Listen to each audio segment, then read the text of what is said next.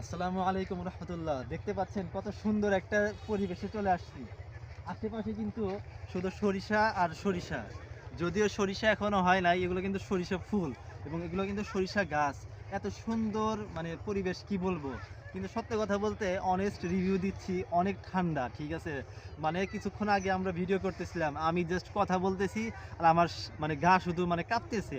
এমনকি ক্যামেরাম্যান যিনি আছেন উনিও কিন্তু ভিডিও করতেছে এবং কাঁপতেছে। মানে এরকম শীতের মানে এরকম শীত এবং ঠান্ডার সবচেয়ে বড় কথা হচ্ছে যে এখন কিন্তু মানে হুট করে ঠান্ডাটা পড়ছে। প্রথম কথা আমি উল্টা দিকে আসলে যাচ্ছি, আমি ভয় করতেছে যে উল্টা দিকে যেন পড়ে না যায়। যাই হোক, তো যিনি ভিডিও করতেছে সে তো কাঁপতেছে এবং হুট করে কিন্তু ঠান্ডাটা পড়ছে, ঠিক আছে? গতকাল পর্যন্ত রোদ ছিল, ওই সময় এত ঠান্ডা ছিল না, কিন্তু হুট করে আজকে একদম মানে রোদ নাই হয়ে গেছে।